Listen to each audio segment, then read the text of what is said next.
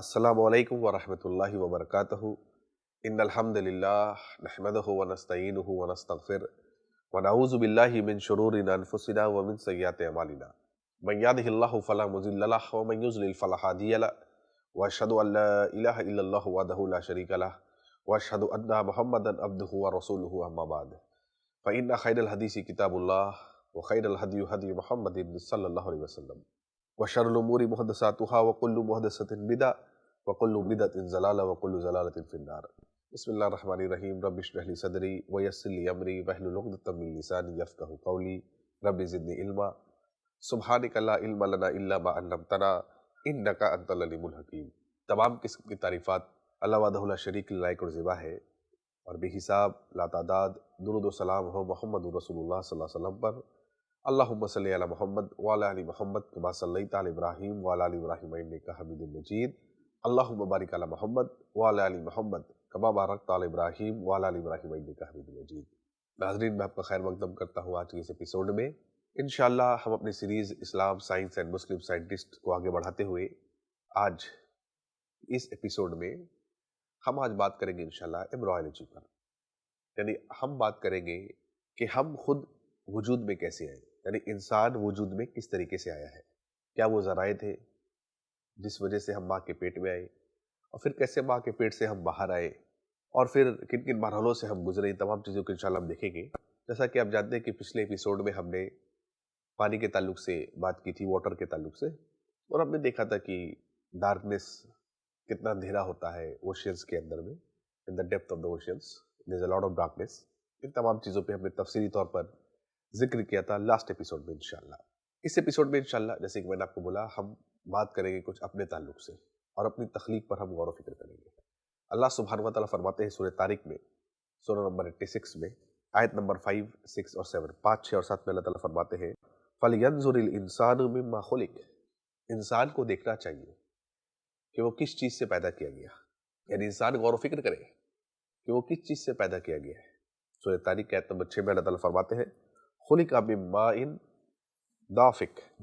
वो देखे कि दरअसल वो एक उछलते हुए पानी से पैदा किया गया। और आयत नंबर 7 में अल्लाह ताला फरमाते हैं, यखरुजु मिन बैनि सुल्बी वत्तराइब।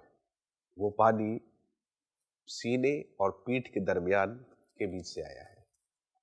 यानी इन 3 आयतों में अल्लाह सुब्हानहू व तआला ने हमारी तख्लीक के बारे में जिक्र किया है। जाहिर सी बात है, ये जो पानी, जो उछलता हुआ पानी है जो आया है, ये एक अच्छी जगह से नहीं आया है, हम सब जानते हैं। यानी अल्लाह ताला हमारे वजूद को बतला रहे हैं कि देखो तुम थे क्या और तुम कहां से आए हो, जरा गौर फिक्र करो। फिर इतना गुरूर और घमंड अपने आप पर किस बात पर? क्योंकि जो उछलता हुआ पानी आया था वो एक अच्छी जगह से नहीं आया था, तुम्हारे जिस्म के। और अल्लाह के नबी फरमाते सल्लल्लाहु अलैहि वसल्लम, सही बुखारी की हदीस है ये, कि जब एक बच्चा माँ के पेट के अंदर होता है तो 40 दिन वो नुत्फे की हालत में होता है। फिर 40 दिन के बाद वो अलका की हालत में होता है, यानी जमे हुए खून की हालत में होता है। फिर 40 दिन के बाद वो मुदगा की हालत में होता है, यानी एक चबाई हुई बोटी के जैसा। और फिर 4 महीने जब हो जाते हैं माँ के पेट के अंदर, तो अल्लाह के नबी मोहम्मद सल्लल्लाहु अलैहि वसल्लम फरमाते हैं कि फिर अल्लाह की तरफ से एक फरिश्ता आता है जो कि अल्लाह के हुक्म से उस बच्चे के लिए 4 चीज़ों को लिख देता है। नंबर 1, उसका रिज्क, कि वो कितना कमाएगा, उसको रिस्क कितना मिलेगा। दूसरी चीज़ उसकी मौत, कि वो कब मरेगा। तीसरी चीज़ अल्लाह के हुक्म से जो चीज़ लिख दी जाती है वो ये है कि वो कैसे अमाल करेगा, नेक अमाल करेगा या बुरे अमाल करेगा। और चौथी चीज़ अल्लाह के हुक्म से लिख देते हैं फरिश्ते, वो ये कि अच्छा आदमी होगा या बुरा आदमी होगा। ये 4 चीज़ें अल्लाह के हुक्म से माँ के पेट में ही बच्चे जब 4 महीने का होता है तो लिखा दिया जाता है। अब सोचिए, जो रिस्क लिख दिया गया है वो तो हमको मिल करके रहेगा। और बाज़ रवायतों से हमें पता चलता है कि रिस्क तो दरअसल इंसान को तलाश करती है, क्योंकि जो रिस्क लिख दिया है, अल्लाह के नबी फरमाते हैं कि बगैर जिस इंसान की किस्मत में जितना रिस्क लिखा हुआ है, जब तक उस रिस्क को वो पा नहीं लेगा उसे मौत नहीं आ सकती है। फिर किस बात की परेशानी है? फिर हम क्यों परेशान हैं? پھر کیوں ہم اس رزق کی تلاش میں حرام کی طرف متوجہ ہوتے ہیں؟ پھر کیوں ہم سودی کاروبار کی طرف متوجہ ہوتے ہیں؟ سوچنی چاہیے، ہمیں غور و فکر کرنا چاہیے۔ ہاں، اس کا معنی یہ نہیں ہے کہ ہم اپنے گھر پر ہاتھ پہ ہاتھ دھر کر کے بیٹھ جائیں، یہ اسلام کا مطالبہ نہیں ہے۔ ہم سے جو ہو سکتا ہے ہم محنت کریں اور حلال روزی کمانے کی، حلال روزی کھانے کی ہم کوشش کریں، کیونکہ جس کے پیٹ میں حرام کا لقمہ ہوتا ہے، اللہ کے نبی سے فرماتے ہیں کہ جس کے پیٹ میں حرام کا لقمہ ہے، جس کا کپڑا حرام کا ہے، اللہ تعالیٰ اس کی دعا کو قبول نہیں کرتا ہے۔ تو رزق تو اللہ نے پیٹ میں ہی لکھ دیا۔ ماں کے پیٹ میں جب ہم 4 مہینے کے تھے اونلی، بس موت کب ہم مریں گے یہ کون ڈیسائیڈ کرتا ہے؟ یہ اللہ تعالیٰ ڈیسائیڈ کرتے ہیں۔ یعنی کس کا اختیار ہے کہ بچہ ماں کے پیٹ میں مر جائے گا؟ کس کا اختیار ہے کہ بچہ پیٹ سے نکلتے ہی مر جائے گا؟ یا کس کا اختیار ہے ایک بچہ ایک عمر پا کر کے مرے گا؟ یا کئی لوگ بوڑھے ہو کر کے مرتے ہیں؟ یہ اللہ کے ہاتھ میں، یعنی موت بھی اللہ نے لکھ دی ہے۔ تو یہ 4 چیزیں بچہ جب ماں کے پیٹ میں ہوتا ہے 4 مہینے کا، وہ لکھ دی جاتی ہے۔ اب اللہ تعالیٰ فرماتے ہیں سورہ طارق میں آیت نمبر 6 میں اللہ فرماتے ہیں خلق من ماء دافق، کہ یہ جو پانی ہے، یہ اچھلتا ہوا پانی، دراصل مرد کے جسم سے جو پانی نکلتا ہے اور عورت کا جو پانی ہوتا ہے، اس کو نطفہ کہتے ہیں۔ یہ مرد اور عورت کے جسم سے نکلا ہوا پانی جب ملتا ہے، اس کو بھی نطفہ ہی کہتے ہیں، اور اس سے انسان وجود میں آتا ہے۔ اب چند چیزیں ہیں، میں انشاءاللہ کوشش کروں گا کہ اس کو بالکل آسان لفظوں میں آپ کے سامنے رکھنے کی انشاءاللہ میں کوشش کروں گا۔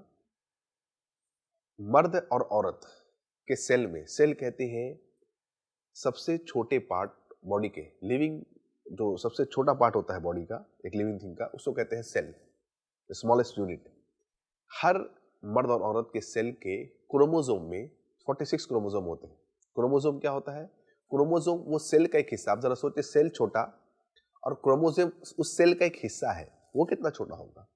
ایکچولی یہ کروموزوم ہی ڈیسائیڈ کرتے ہیں کہ بچے کا سیکس کیا ہوگا، کہ بچہ میل ہوگا کہ فیمیل ہوگا، بچے کا شیپ کیسا ہوگا، یہ تمام چیزیں ایک کروموزوم ڈیسائیڈ کرتا ہے۔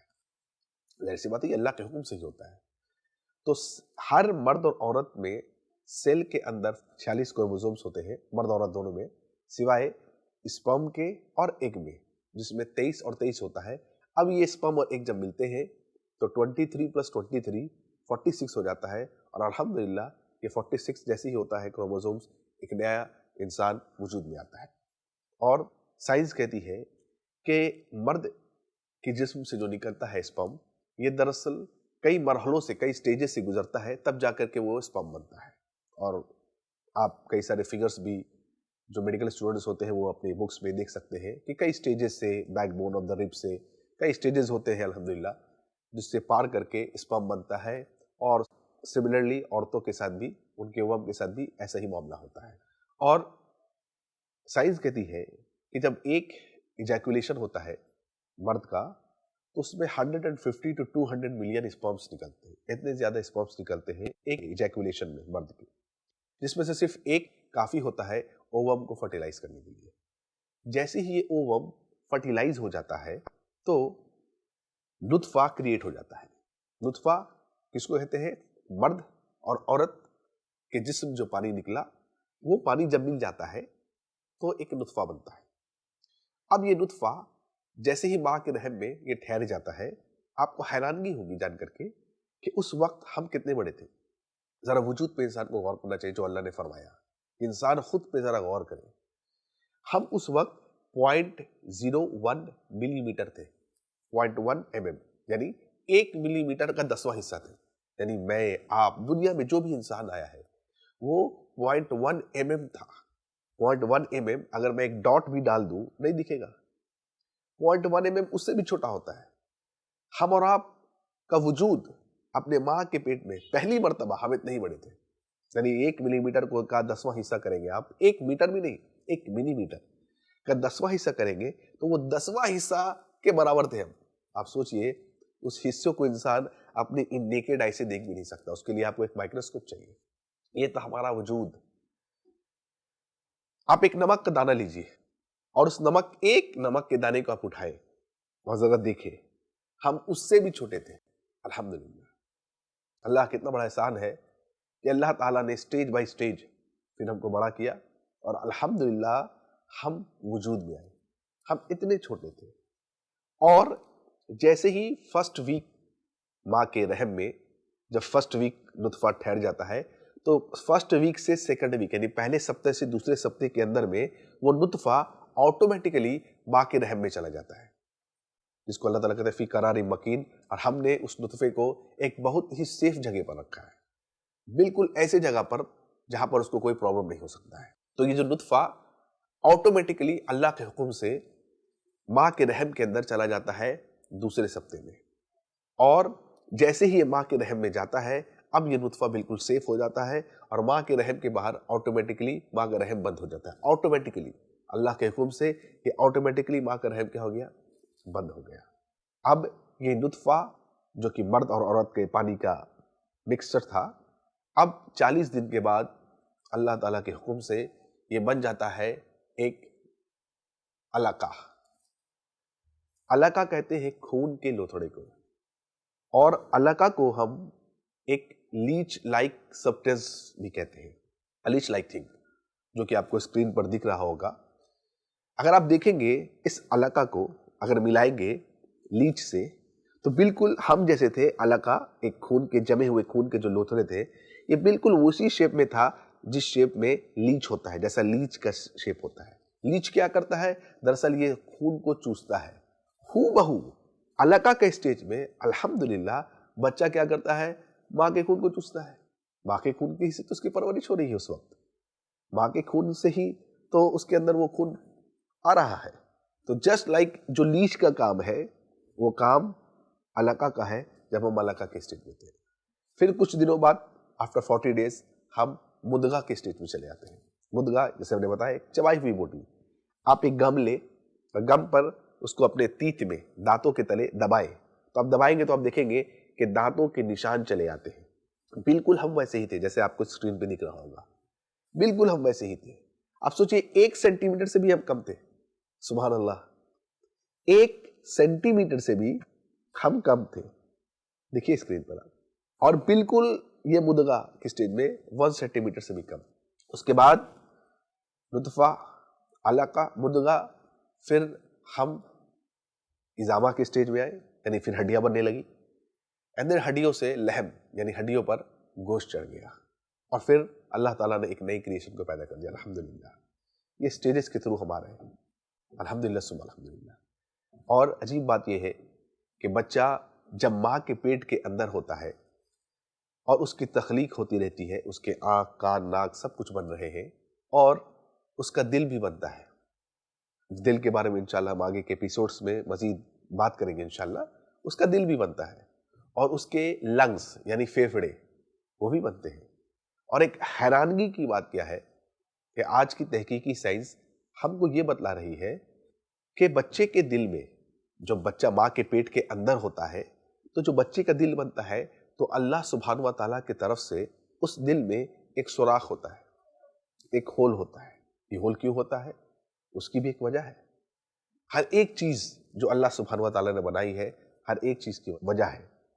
اس دل میں ہول کیوں ہوتا ہے؟